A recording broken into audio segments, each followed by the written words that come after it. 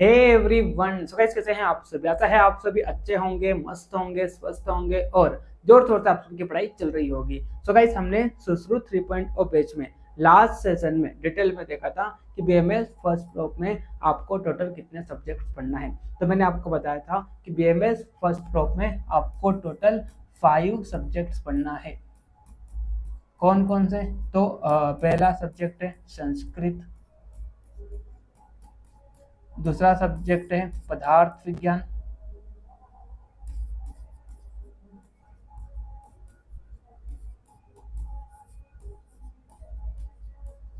तीसरा सब्जेक्ट है क्रिया शारीर यानी कि फिजियोलॉजी। ठीक है। चौथा सब्जेक्ट है रचना शारीर,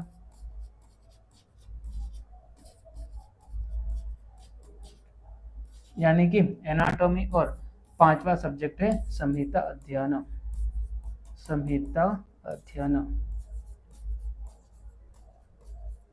ठीक है।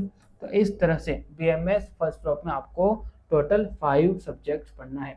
लास्ट सेशन में मैंने आपको ये भी बताया था कि बीएमएस फर्स्ट ब्लॉक की होल जर्नी में आपके टोटल कितने एग्जाम होंगे, है ना, एग्जाम का क्या पैटर्न रहने वाला है और आपका जो फाइनल रिजल्ट बनेगा तो उस फाइनल रिजल्ट में मार्क्स डिस्ट्रीब्यूशन कैसे होगा। ठीक है। तो इस तरह से मैंने आपको लास्ट सेशन में डिटेल में ये सारे टॉपिक को बताए थे। ठीक है। अगर आप में से किसी ने लास्ट सेशन नहीं देखा है तो अभी इस वीडियो को बंद करिए और लास्ट सेशन को देख कर आइए, क्योंकि लास्ट सेशन को देखने के बाद आपको बीएमएस फर्स्ट प्रॉप का पूरा मार्गदर्शन मिल जाएगा कि आपको बीएमएस फर्स्ट प्रॉप में क्या पढ़ना है ना, कितने आपके एग्जाम होंगे, क्या एग्जाम पैटर्न रहने वाला है, मार्क्स डिस्ट्रीब्यूशन कैसे होगा। ये सारी जानकारी आपको पिछले सेशन में मिल जाएगी, जो कि 15 से 20 मिनट का वो सेशन है। तो उस 15 से 20 मिनट में आपके माइंड में पूरा क्लियर हो जाएगा कि आपको बीएमएस फर्स्ट ग्रुप में कितने सब्जेक्ट पढ़ना है। ठीक है। चलिए नाउ आज के सेशन में हमारा जो मेन फोकस रहेगा वो किस पर रहेगा? संहिता अध्ययन के सिलेबस पर। ठीक है। आज के इस सेशन में हम देखेंगे कि संहिता अध्ययन में आपको टोटल कितने चैप्टर पढ़ना है, यानी कि इसका डिटेल सिलेबस पर आज के इस सेशन में हम क्या करेंगे? फोकस करेंगे। ठीक है। तो चलिए टाइम को ज़्यादा वेस्ट न करते हुए हम टॉपिक को स्टार्ट करते हैं। ठीक है। तो अगर हम संहिता अध्ययन की बात करें, है ना, तो संहिता अध्ययन का जब फाइनल यूनिवर्सिटी का एग्जाम होगा तो वहाँ पर सिर्फ और सिर्फ एक पेपर होगा, है ना, वहाँ पर सिर्फ और सिर्फ एक पेपर होगा। ठीक है। बाकी जो चार सब्जेक्ट यानी कि संस्कृत, है ना, क्रिया शारीर, रचना शारीर और पदार्थ विज्ञान, ये जो चार सब्जेक्ट है इन सभी के दो पेपर होंगे। लेकिन संहिता अध्ययन एकमात्र ऐसा सब्जेक्ट है बीएमएस फर्स्ट ग्रुप में जिसका सिर्फ और सिर्फ एक पेपर होगा, पेपर 1। ठीक है। जो कि कितने मार्क्स का होगा? जो कि 100 मार्क्स का होगा। ठीक है। तो इस तरह से संहिता अध्ययन में थ्योरी कंपोनेंट का जो मार्क्स है वो कितने रहने वाला है? 100। ठीक है भाई। अगर हम प्रैक्टिकल सेक्शन की बात करते हैं तो प्रैक्टिकल सेक्शन में वाइवा जो होगा आपका उसकी मार्किंग कितने में से होगी? 75 में से, है ना। आप जो इलेक्ट्रो सब्जेक्ट चूज करोगे बीएमएस फर्स्ट ग्रुप में तो उसमें से एक इलेक्ट्रो सब्जेक्ट का मार्क्स किसमें ऐड होगा? संहिता अध्ययन के प्रैक्टिकल सेक्शन में ऐड होगा, जो कि कितना होगा? 10। यानी कि 10 में से आप जितने भी गेन करेंगे वो संहिता अध्ययन के प्रैक्टिकल सेक्शन में ऐड होगा। इसके अलावा 15 मार्क्स आपको किसका मिलेगा? इंटरनल असेसमेंट यानी कि आप जो कॉलेज लेवल पर 9 पीरियोडिक असेसमेंट और 2 टर्म टेस्ट दोगे तो इन सब की एवरेज मार्किंग निकाली जाएगी कितने में से? 15 में से। तो इस 15 में से आप जो भी मार्क्स गेन करेंगे तो वो किस में ऐड होगा? संहिता अध्ययन के प्रैक्टिकल सेक्शन में ऐड होगा। ठीक है।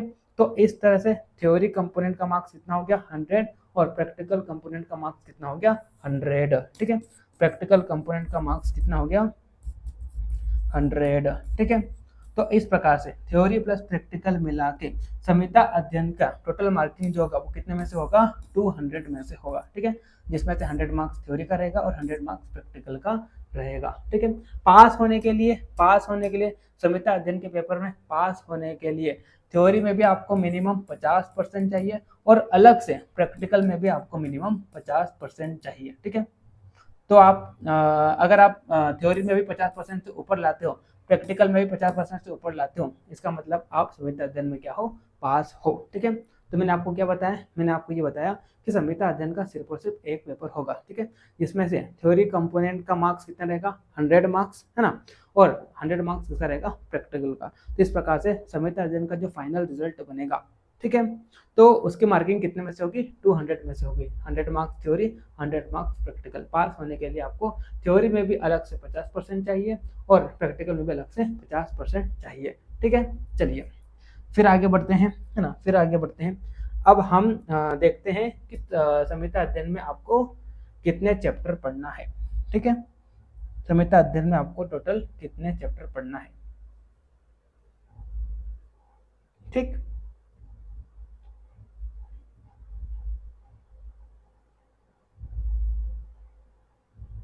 चलिए, हाँ, तो देखिए, अगर हम संहिता अध्ययन की बात करें, ठीक है, अगर हम संहिता अध्ययन की बात करें, ठीक है, अगर हम संहिता अध्ययन की बात करते हैं, ठीक है, तो संहिता अध्ययन में आपको 2 सब्जेक्ट पढ़ना है ना।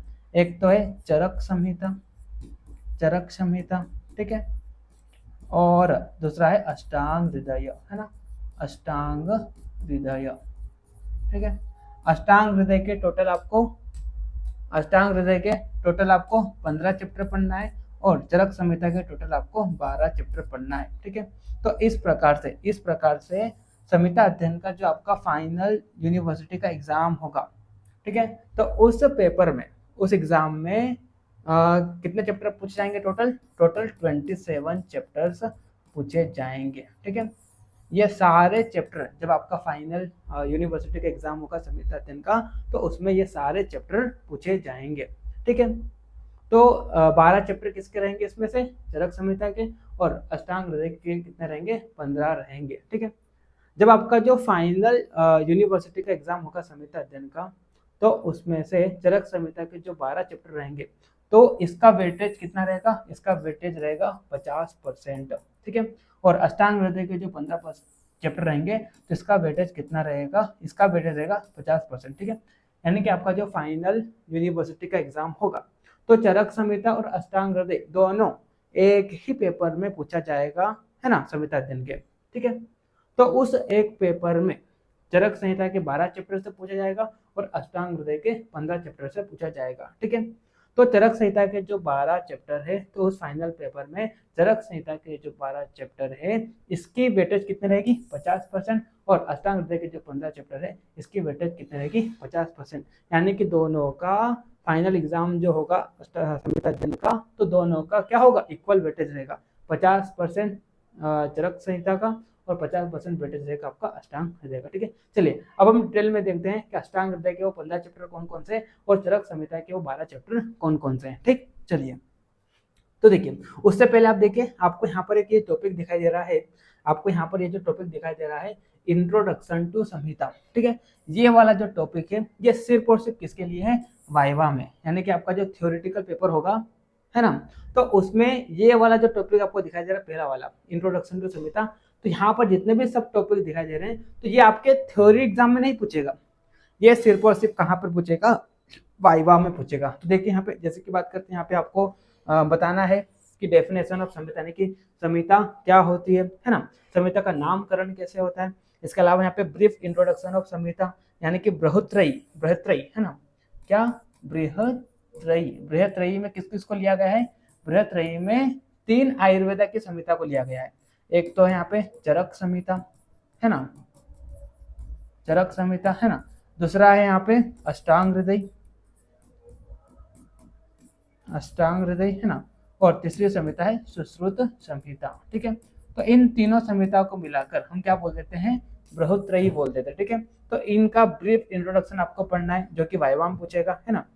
इनके टीकाकार कौन कौन से, तो ये भी आपको पढ़ना है, जो कि वाइवा में पूछ सकता है, आपको डायरेक्ट पूछेगा कि चरक संहिता के टीकाकार कौन है, अष्टांग हृदय के कौन है, सुश्रुत संहिता के कौन है, आपसे डायरेक्ट वाइवा में एग्जामिनर क्वेश्चन पूछेगा, लेकिन यहाँ से थ्योरेटिकल एग्जाम जो होगा, आपका पेपर होगा, उसमें नहीं पूछेगा। ठीक है, इसके अलावा तंत्र युक्ति क्या होता है, तंत्र गुण, तंत्र दोष, है ना, रचना शैली, भाषा शैली, है ना, इसके अलावा अनुबंध क्या होता है, अष्ट प्रश्न क्या होता है, त्रिविध ज्ञान उपाय क्या होता है, ठीक है। तो इस प्रकार से ये जितने भी सब टॉपिक बताए गए हैं, है ना, तो ये सारे किससे पूछेंगे वाइवा में, आपका जो थ्योरेटिकल पेपर होगा वहां पर यहाँ से नहीं पूछेगा।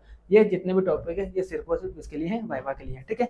चलिए, तो ये वाले जो टॉपिक है ना, ये वाले जो टॉपिक है ये मैं अपने बैच में सुश्रुत 3.0 में नहीं पढ़ाऊंगा। फिर आपको बोल रहा हूँ, कई सारे स्टूडेंट मेरे को बोलते हैं कि सर आपने तंत्र युक्ति नहीं पढ़ाया, आपने तंत्र दोष नहीं पढ़ाया, तंत्र गुण नहीं पढ़ाया, तो ये मैं नहीं पढ़ाऊंगा क्योंकि जितने भी वाइवा वाले टॉपिक है वो मैं नहीं कवर कराऊंगा अपने बैच में। जितने भी थ्योरेटिकल एग्जाम में टॉपिक्स है ना, जो भी थ्योरेटिकल एग्जाम के लिए सिलेबस है वो सारी चीज मैं आपको पढ़ाऊंगा, लेकिन वाइवा वाली चीज मैं आपको नहीं पढ़ाऊंगा। एक बार फिर आपको बता दूं, जिन स्टूडेंट्स को नहीं पता है, अगर आप में से कोई मेरे से बीएमएस फर्स्ट ईयर का ऑनलाइन बैच लेना चाहता है, जिन्होंने अभी रिसेंट में एडमिशन लिया है बीएमएस फर्स्ट ईयर में, तो आप सभी के लिए मैंने न्यू कोर्स लॉन्च किया है सुश्रुत 3.0, जो कि आपको कहाँ पर मिलेगा, आयुर्वेदा विंग्स एप्लीकेशन पर मिलेगा, जिसका लिंक डिस्क्रिप्शन में दिया गया है। तो आप एप्लीकेशन को डाउनलोड कीजिए, वहाँ पर आपको बीएमएस फर्स्ट ईयर के टाइल्स में सुश्रुत 3.0 इस नेम से आपको कोर्स मिलेगा, जो कि आपके लिए है, यानी कि जिन्होंने अभी रिसेंट में बीएमएस फर्स्ट ईयर में एडमिशन लिया है, ठीक है। वहाँ पर मैं आपको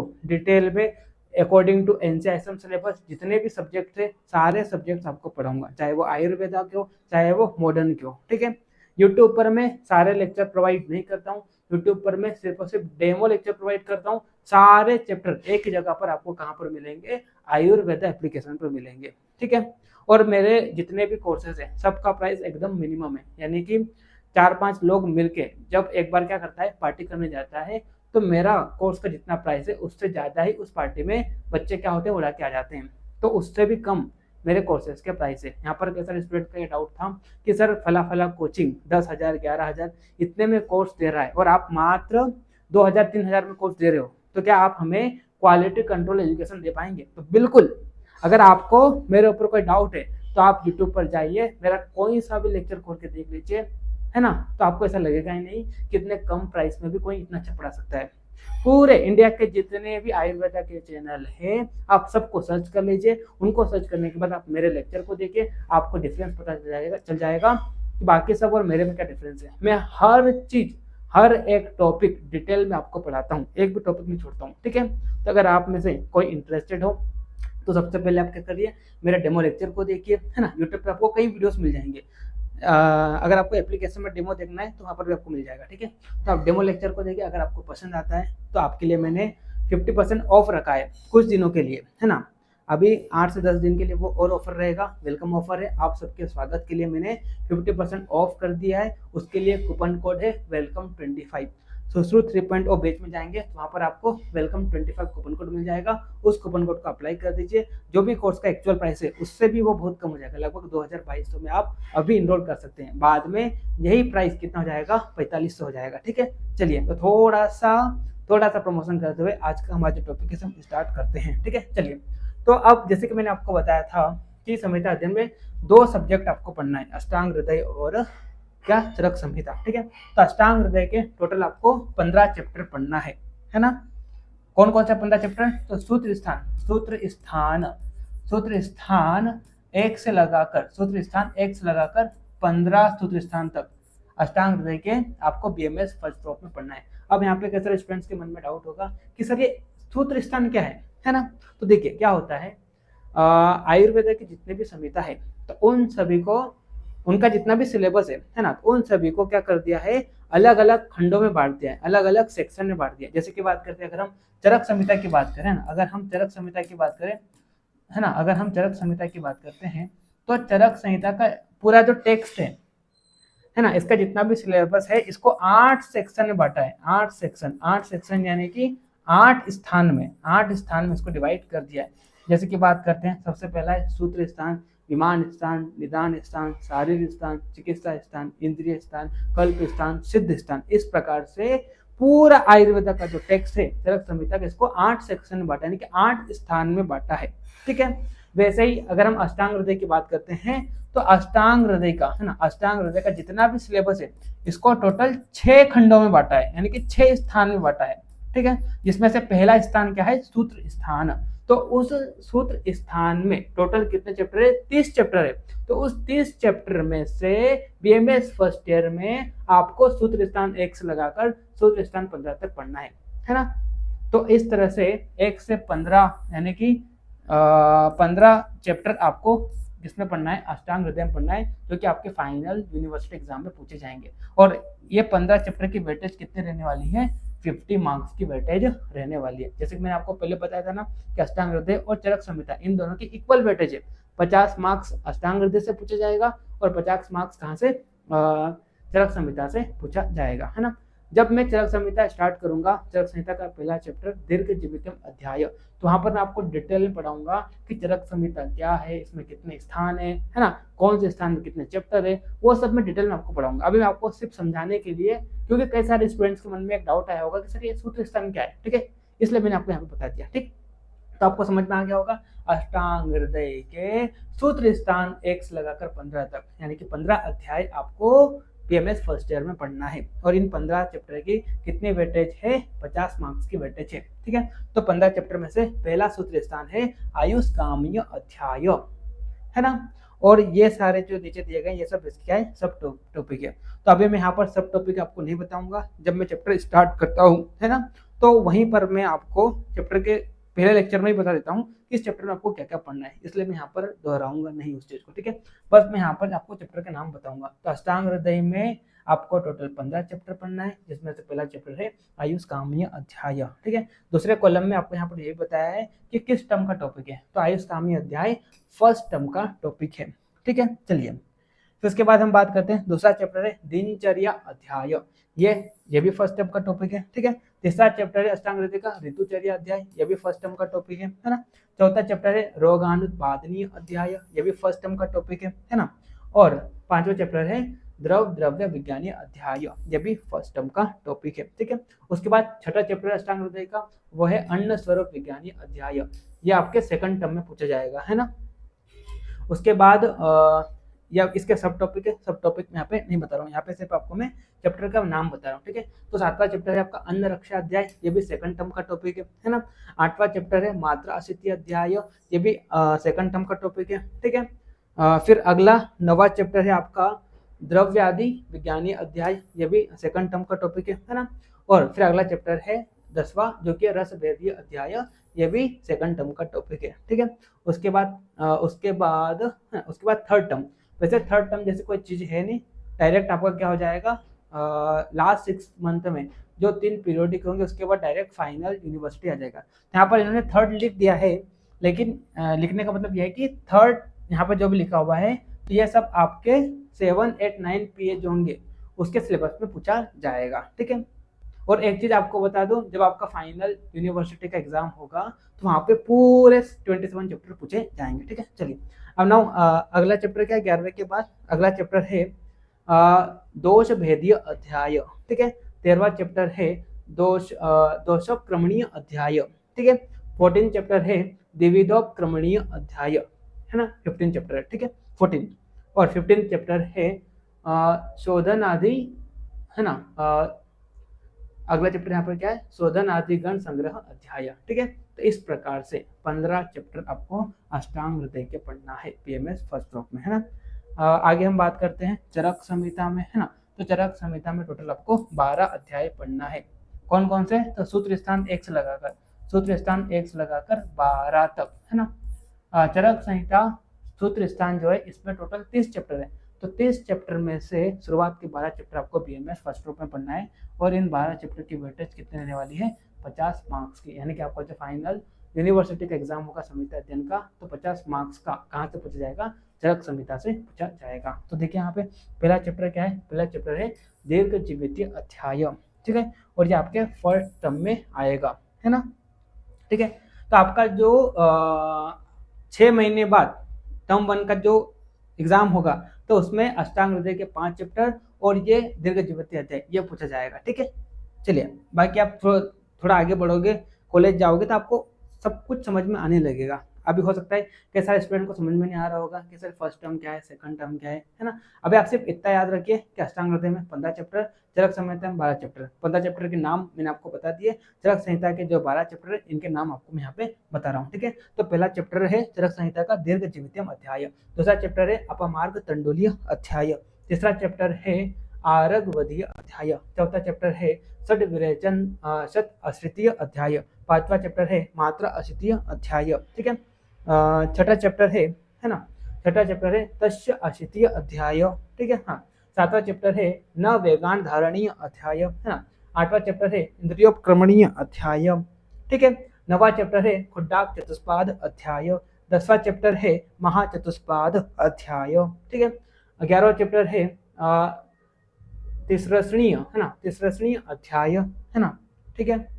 और 12वां चैप्टर है वाद कला अकलीय अध्याय, ठीक है। तो इस प्रकार से 12 चैप्टर चरक संहिता के पढ़ना है। 15 किसके, अष्टांग के, और 12 ये, टोटल कितने हो गए आपके 27 पढ़ना है, ठीक है।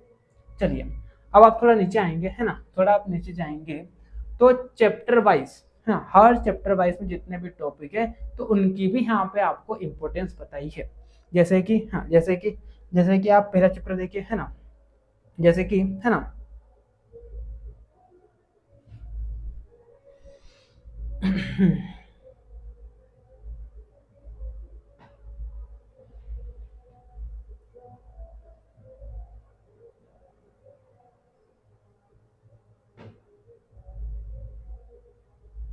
जैसे कि मान लो ये चैप्टर है ना, अष्टांग हृदय का ये ऋतुचर्या वाला मान लो अध्याय है, ठीक है। तो ये तो चैप्टर का नाम है ना। तो इसमें जितने भी टॉपिक है तो कौन से टॉपिक मोस्ट इंपॉर्टेंट है, कौन सा थोड़ा कम इंपॉर्टेंट है, कौन सा लिस्ट इंपॉर्टेंट है, तो इस प्रकार से चैप्टर वाइज जितने भी टॉपिक है उनकी भी इंपॉर्टेंस हमें बताइए।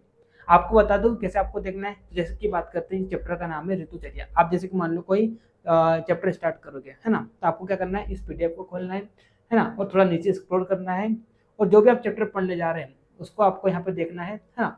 और उसमें जितने भी टॉपिक है वो सब यहाँ पे दिए गए है ना।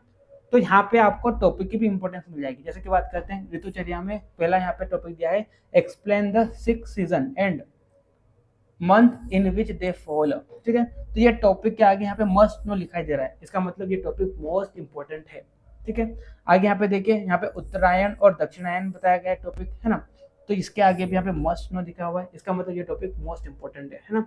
उसके बाद, है ना, तो जितने भी टॉपिक के आगे मस्ट नो लिखा है इसका मतलब वो टॉपिक मोस्ट इंपॉर्टेंट है एग्जाम पॉइंट ऑफ व्यू से, ठीक है। फिर जिस टॉपिक के आगे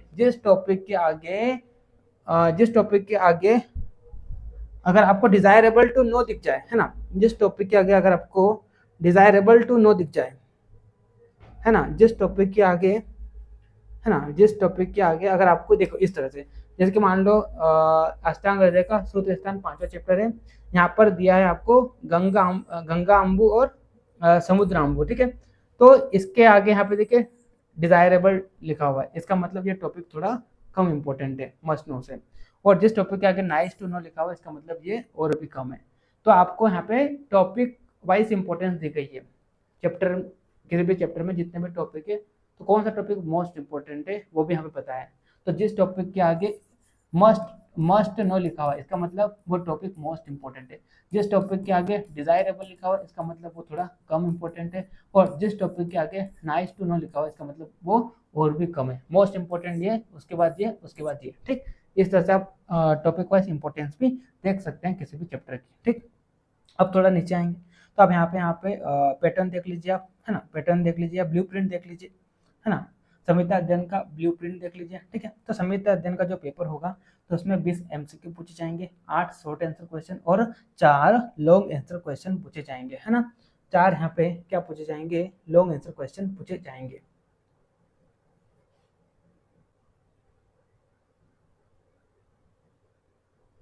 अरे यार कहाँ गया,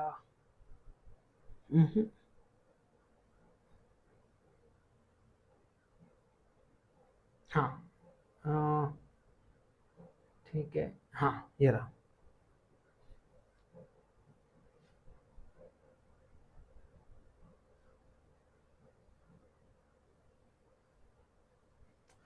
कहाँ गया, मिल ही रहा है। देखो आपको बता दूं कि संहिता अध्ययन का जो पेपर होगा तो इसमें क्या होंगे 20 एमसीक्यू आएंगे, है ना, 8 शॉर्ट आंसर क्वेश्चन और 4 लॉन्ग आंसर क्वेश्चन, ठीक है। 20 एमसीक्यू, हर एमसीक्यू एक एक मार्क्स का, इस प्रकार से 20 मार्क्स आपको किसके मिलेंगे, एमसीक्यू के मिलेंगे, ठीक है। शॉर्ट आंसर क्वेश्चन की बात करते हैं तो एक क्वेश्चन 5 मार्क्स का, टोटल 8 शॉर्ट आंसर होंगे, तो 8 इंटू 5 कितना हो गया 40 मार्क्स, यानी कि 40 मार्क्स का क्या रहेगा, शॉर्ट आंसर क्वेश्चन रहेगा, ठीक है। 4 लॉन्ग आंसर क्वेश्चन, एक क्वेश्चन रहेगा 10 मार्क्स का, टोटल 4, तो 40 मार्क्स इसके मिलेंगे आपको लॉन्ग आंसर क्वेश्चन के, ठीक है। तो 20 एमसीक्यू, 40 मार्क्स का शॉर्ट आंसर क्वेश्चन और 40 मार्क्स का लॉन्ग आंसर क्वेश्चन, ठीक है। तो इस प्रकार से टोटल वेटेज कितना जाएगा 100 मार्क्स, ठीक। चलिए, तो इस प्रकार से आज के सेशन में हमने क्या देखा, डिटेल में संहिता अध्ययन के सिलेबस को देखा। नेक्स्ट आने वाले सेशन में हम क्या करेंगे, बाकी जो सब्जेक्ट है उनके भी डिटेल सिलेबस को पढ़ेंगे। तो मिलते हैं नेक्स्ट लेक्चर में, तब तक के लिए okay bye, see you again.